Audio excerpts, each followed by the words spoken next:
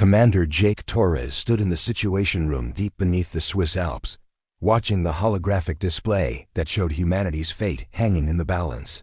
The Galactic Council's ultimatum had been clear: surrender unconditionally or face total annihilation. Around him, the world's greatest military minds debated strategy with the kind of cold calculation that had made humanity the most feared species in their local galactic sector. "The fleet will be here in 72 hours, General Lisa Park announced, her voice steady despite the gravity of the situation. 5,000 ships representing 12 different species. They're not coming to negotiate." In the corner of the room, a figure materialized from shadow and flame. Kratos, the ancient god of war, stood nearly 8 feet tall, his bronze armor gleaming with the blood of 10,000 battles. His eyes burned with the fierce joy of impending conflict, and his massive warhammer crackled with divine energy. "Finally," Kratos rumbled, his voice like distant thunder. "After decades of peace, humanity calls upon its god of war. I have prepared for this moment, waited for the day when you would need true strength again." He stepped forward, his presence filling the room with the scent of smoke and steel. "Tell me of our enemies so that I might craft their doom." Commander Torres exchanged glances with his fellow officers. Several of them seemed almost amused. Kratos frowned, sensing something he didn't quite understand in their expressions. "Actually," Torres said carefully, "we've decided to handle this ourselves." The god's eyes narrowed. "Handle it yourselves? Child, you face the combined might of 12 species, each with technology that could level continents. You need divine intervention." General Park stepped forward, her tablet displaying tactical assessments. "Kratos, with all due respect, your methods are well, they're too soft for modern warfare." The room fell silent. Even the omnipresent hum of the facility's system seemed to pause. Kratos stared at the human woman as if she had just declared water to be dry. "Too soft?" The god's voice was barely a whisper, but it carried the weight of mountain avalanches. "I am the god of war. I have razed cities, broken armies, and left fields of enemies stretching to the horizon. I am the divine embodiment of conflict itself." "Yes." Torres nodded patiently, "and that's exactly the problem. You fight with honor, with rules, with some semblance of mercy. Modern human warfare has moved beyond such limitations." Kratos laughed, a sound like breaking stone. "Mercy, you think? I show mercy? You kill your enemies quickly," explained Dr. Sarah Chun, the facility's chief psychological warfare specialist. "You destroy their armies and move on. You don't systematically dismantle their entire concept of reality, turn their own children against them, or make them beg for the sweet release of death while keeping them alive to suffer. That's not warfare, Kratos. That's just violence." The god's expression shifted from amusement to confusion to something approaching concern. "What have you become?" "Every great journey starts with a few brave explorers. Sci-Fi's stellar conflict is just beginning, and your support means everything. If you're hungry for HFY battles and tales of human valor against alien might, hit subscribe. It's free, and it helps us bring these front lines to you. We've become what we needed to become." Torres replied, "The galaxy taught us that playing by the old rules meant extinction. So we learned to play by new ones, our own rules." Kratos hefted his warhammer, feeling its familiar weight. "Then show me these new rules. Teach me how humanity fights now." The officers exchanged looks again. This time, there was something almost like pity in their expressions. "We don't think you're ready for that," General Park said gently. "Why don't you take a seat and let us show you some historical footage first? Help ease you into modern human military doctrine." The god of war, who had never backed down from any challenge in his immortal existence, found himself taking a step backward. There was something in their voices, something in their eyes, that spoke of depths he couldn't fathom.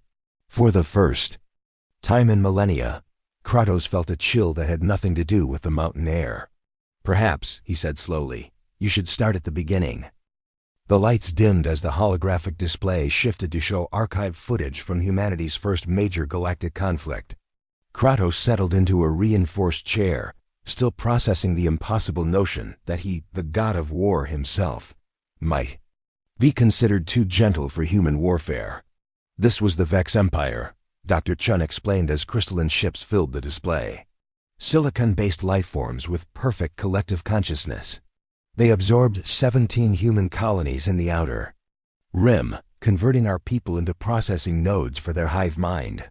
Kratos leaned forward, interested despite his confusion.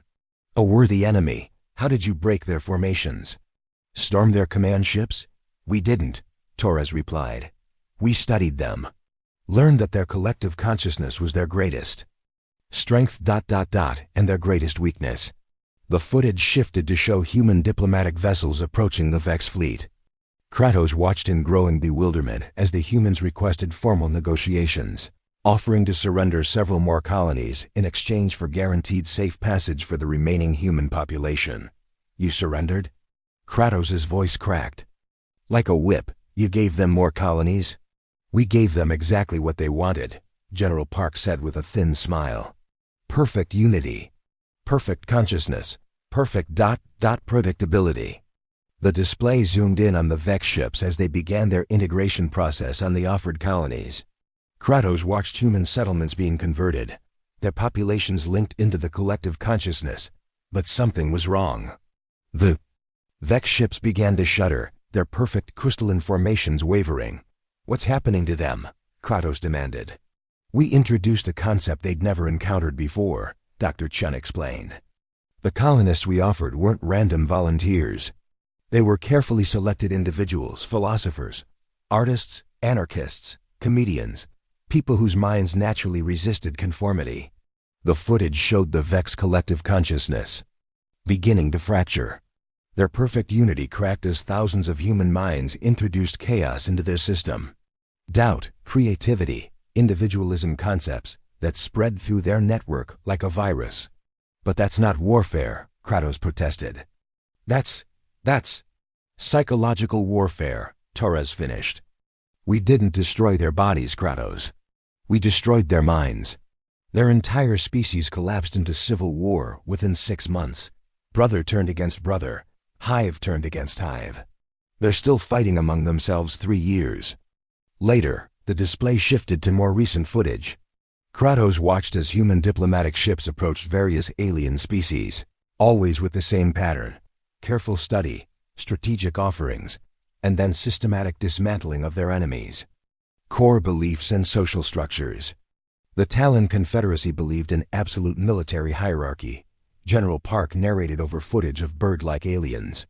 So we promoted their most incompetent officers through carefully orchestrated accidents to their competent ones. Within 2 years, their entire military structure collapsed under the weight of its own incompetence. The Mollusk Federation prided themselves on their ancient traditions. Dr. Chun added as slug-like creatures appeared on screen.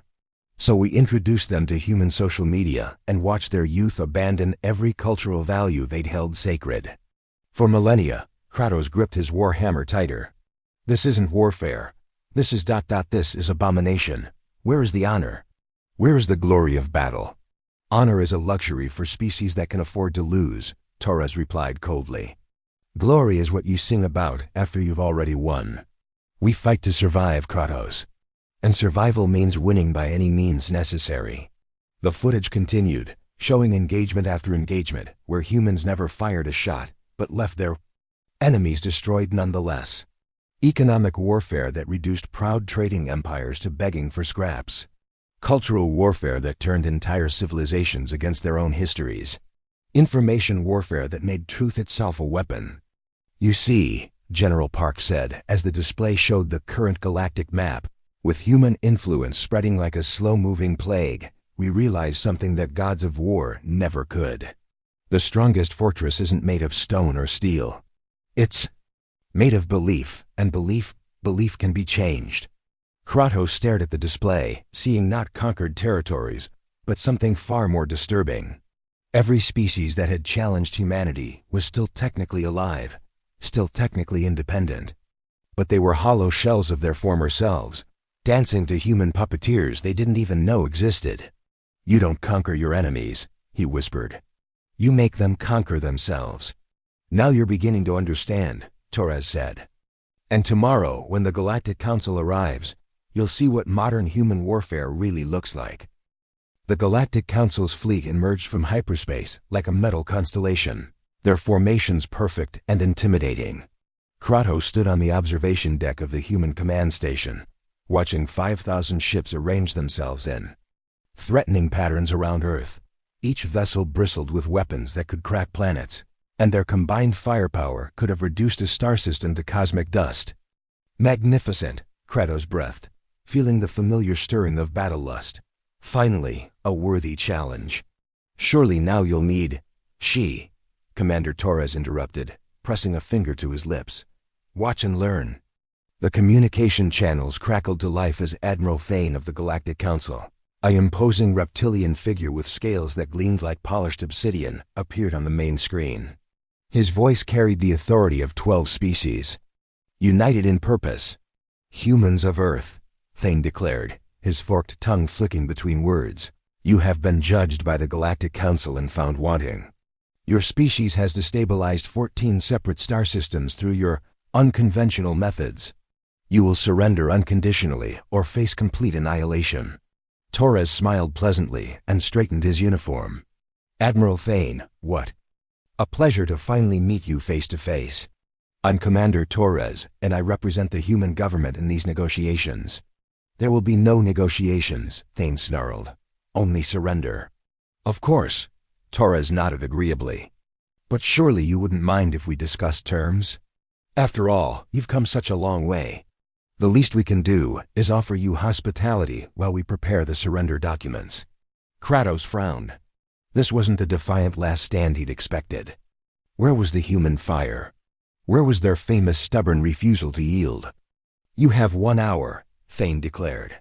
After that, we begin bombardment. Understood completely, Torres replied. Oh, and Admiral? We've prepared a small cultural exchange program while you wait. We thought your crews might enjoy learning about human entertainment. We're broadcasting some of our most popular shows directly to your fleet's communication systems. The transmission ended, and Kratos turned to Torres with confusion. Cultural exchange? At a time like this? Phase 1, Torres explained patiently. Dr. Chun, report. The psychological warfare specialist consulted her tablet. Broadcast package. Alpha is now infiltrating their communication networks. Each ship is receiving customized content based on their species' psychological profiles. The Vex remnants are getting philosophical paradoxes that will fragment their rebuilt collective consciousness. The Talon survivors are receiving evidence of their current leadership's incompetence. The mollusk youth are being exposed to human concepts of individual expression. You single quotes re... You're showing them television shows? Kratos asked incredulously. We're showing them reality, General Park corrected. Their reality. We've been monitoring their communications for months, recording their private conversations, documenting their corruption, their lies, their hidden agendas. Every species in that fleet has secrets they don't want the others to know. The display. Screens around the command center lit up with incoming transmissions. Kratos watched in growing amazement as ship after ship in the Galactic Council fleet began receiving messages that seemed to come from within their own ranks. The Talon High Command is learning that their mollusk allies have been selling their military secrets to human traders, Dr. Chun reported. The Mollusk Federation is discovering that the Vex have been planning to absorb them after dealing with humanity. The Vex are realizing that both groups have been working to ensure their permanent fragmentation. But those are lies. Kratos protested. Aren't they? Torres shrugged. Some of them. But the beautiful thing about a good lie is that it doesn't matter if it's true. It only matters if it's believable. And we've made them very, very believable. The fleet's perfect formations began to waver. Ships started moving away from their allies, weapons systems powering up not toward Earth, but toward each other. Communication. Channels filled with accusations, demands for explanations, and increasingly desperate attempts to maintain unity. This is madness, Kratos whispered. They're destroying themselves. They're making choices, Torres corrected. We're simply providing them with information and letting them decide what to do with it. If they choose to trust their paranoia over their allies, that's their decision. Admiral Thane's face appeared on screen again, but now his composed demeanor had cracked. What are you doing to us? He demanded. Nothing at all, Torres replied with genuine innocence. We're simply sharing information. Isn't knowledge a beautiful thing? Speaking of which, I think your crew might be interested in these. Recordings of your private conversations about how reptilian species are inherently superior to all others. I'm sure the mollusk and Vex contingents would love to hear your thoughts on their intelligence. The transmission cut abruptly, but the damage was done. The Galactic Council fleet was no longer a unified force, but a collection of suspicious, frightened groups pointing weapons at each other. The collapse of the Galactic Council fleet was as swift as it was complete. Kratos watched from the observation deck as 5,000 ships that had arrived in perfect formation, now scattered across space like startled birds. The mighty armada that had come to destroy humanity was tearing itself apart with methodical precision. The Talon Confederacy ships are withdrawing to Grid 77, General Park reported. They're taking defensive positions against the Mollusk Federation. Vessels. Vex remnants are attempting to establish a new collective consciousness. Dr. Chen added, but our philosophical virus packages are preventing stable reformation. They're experiencing cascade failures across their entire network. Kratos gripped his warhammer so tightly the divine metal began to groan. This isn't warfare. This is manipulation. Where is the honor in turning enemies against each other? Honor? Torres turned from the tactical display, his expression genuinely puzzled. Kratos, we're not fighting for honor. We're fighting for survival. And survival means winning with the fewest human casualties possible. The main screen flickered to life with an incoming transmission. Admiral Thane appeared again, but the proud reptilian commander was now haggard, his scales dull with stress. Behind him, Kratos could see the chaos erupting on his bridge as crew members argued and accusations flew. Commander Torres, Thane said through gritted teeth. What do you want? Want? Torres looked surprised. Admiral, I think there's been a misunderstanding. We don't want anything from you. We've simply been sharing information. Truth is such a powerful thing, don't you think? Your truth is destroying my fleet, Thane snarled. My allies are turning against each other. My own crew is questioning my orders. Half my ships are preparing to abandon the mission. That does sound unfortunate, Torres nodded sympathetically. But surely you can understand our position. You came here to annihilate our entire species. We're simply defending ourselves with the tools at our disposal. Tools? Thane's voice rose to a shriek. You're using our own minds against us. Are we? Torres tilted his head thoughtfully. I don't recall forcing anyone to make any decisions. We've simply provided information and allowed everyone to draw their own conclusions. If those conclusions are uncomfortable, well, perhaps. That says more about the information than about us. On the tactical display, Kratos watched as more ships broke formation. The Mollusk Federation vessels were now in active conflict with the Talon Confederacy, their ancient alliance shattered by carefully revealed betrayals. The Vex Collective was splintering into dozens of smaller groups, each convinced the others. We're compromised. What happens now? Kratos asked, his voice barely a whisper. Now they leave, Torres replied simply. Or they destroy each other. Either way, the threat to Earth is neutralized. But they could reform, Kratos protested. They could rebuild their alliance, return with greater numbers. Double quotes. Dr. Chun looked up from her monitoring station. Could they?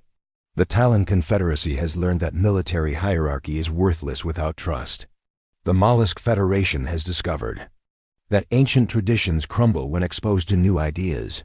The Vex have realized that perfect unity is impossible when individual thoughts exist. We haven't just defeated their fleet, General Park explained. We've shattered their fundamental beliefs about themselves and each other. They can't rebuild their alliance because they can no longer trust the basic assumptions that alliance was built on. The transmission from Admiral Thane crackled back to life. The reptilian commander looked older, more tired than before. You've won, he said quietly. But at what cost?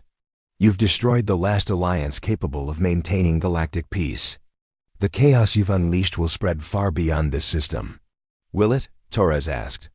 That's assuming chaos is necessarily bad. Perhaps what you call chaos we call freedom.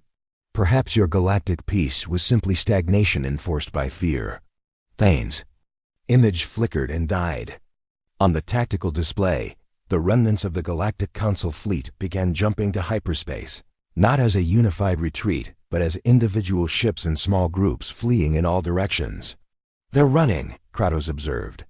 "They're learning," Torres corrected. "Learning that some enemies are too dangerous to fight.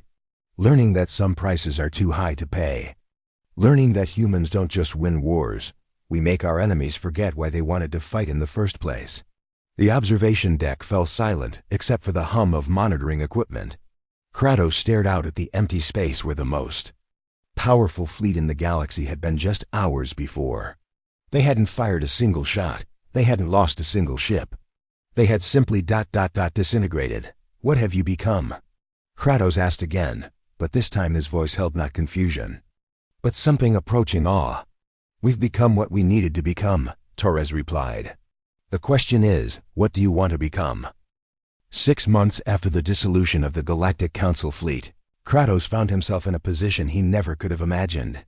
He sat in the newly established Human Diplomatic Corps' headquarters, wearing not his battle armor, but a carefully tailored suit that somehow managed to contain his divine presence without diminishing it. "Ambassador Kratos," Admiral Thane said from across the negotiation table, his once proud bearing now subdued and respectful. "The reptilian hegemony is prepared to accept human mediation in our territorial dispute with the Mollusk Federation." "And you, Chancellor Blix?" Kratos turned to the slug-like representative of the Mollusk Federation, who nodded eagerly. "The Federation would be honored by human guidance," Blix replied, his translator converting his natural communication into human speech. "We have learned much about the consequences of unresolved conflict." Kratos nodded gravely and made notes on his tablet. The ancient god of war had become something he never expected, a diplomat. But perhaps that was fitting, given what he'd learned about humanity's new approach to conflict. "The terms are simple," he announced. "Both sides will withdraw to pre-conflict boundaries. Trade disputes will be resolved through the Human Arbitration Council. Any future disagreements will be brought to human mediators before any aggressive action is taken. And if we refuse?" Thane asked, though his tone suggested he already knew the answer. "Then you return to doing what you were doing before." Kratos replied pleasantly. "And we return to doing what we do best." The silence that followed was profound. Both alien representatives nodded quickly, eager to avoid finding out what human intervention might look like if they weren't cooperative. After the meeting, Kratos walked through the corridors of the Human Diplomatic Corps, past offices where his former comrades in arms now worked as cultural liaisons and information specialists. Mars, the god of military strategy, was now Director of Conflict Prevention. Athena, goddess of wisdom and warfare, led the Department of Psychological Analysis. He found Commander Torres in his new office, reviewing reports from across the galaxy. The human looked up as Kratos entered, gesturing to a chair. "How are you adjusting to diplomatic life?" Torres asked. "Better than I expected," Kratos admitted. "Though I still don't entirely understand how we got here." Torres leaned back in his chair. "Think about it, Kratos. For millennia, you represented the human approach to conflict, direct, violent, decisive. But that approach had limits. You could defeat armies, but you couldn't defeat ideas. You could conquer territories, but you couldn't conquer minds. And now? Now we've moved beyond the need for gods of war," Torres explained. "We've learned that the most effective way to win a conflict is to make your enemies not want to fight in the first place. To make them question their own motivations, their own unity, their own strength." Kratos nodded slowly. "But that makes me obsolete, does it?" Torres smiled. "You're more valuable to us now than you ever were as a god of war. You represent something that terrifies our enemies even more than our psychological warfare capabilities." "What's that?" "Restraint," Torres said simply. "When species across the galaxy look at you, a god of war working as a diplomat, they see proof that humans could have chosen the old path. They could have met force with force, violence with violence. Instead, they chose something far more sophisticated.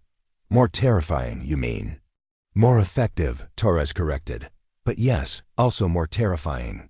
Because it shows that humans don't just win through superior firepower or better tactics. They win through superior understanding of their enemies' weaknesses. And every species in the galaxy has weaknesses. Kratos considered this. Through the office window, he could see Earth spinning peacefully in space, no longer threatened by galactic alliances or ancient enemies. Human influence spread across the galaxy, not through conquest, but through what they called cultural exchange and information sharing. "So what am I now?" he asked, "if not a god of war?" "You're a symbol," Torres replied. "A reminder that humanity chooses its battles carefully. That we could unleash devastation beyond imagination, but we prefer to find more elegant solutions. You're proof that our mercy is a choice, not a weakness. And if someone tests that mercy..." Torres's expression grew cold. "Then they learn why we dismissed our god of war for being too soft." Kratos stood, straightening his diplomatic uniform. Outside, he could see ships from dozens of species arriving for trade negotiations, cultural exchanges, and conflict resolution. Sessions. The galaxy had learned to come to humanity not as conquerors, but as supplicants, seeking guidance and fearing the consequences of renewed conflict. "I think I understand now," he said. "In the old days, I helped humans win wars. Now, I help them avoid having to fight at all." "Exactly," Torres nodded. "And that's far more powerful than any battlefield victory could ever be." As Kratos left the office, he reflected on how much had changed. He was no longer a god of war, but something perhaps more important, a god of peace maintained through the promise of unimaginable consequences. Humanity had evolved beyond the need for divine intervention in their conflicts, not because they'd become peaceful, but because they'd become something far more dangerous than any god could ever be. They had become themselves,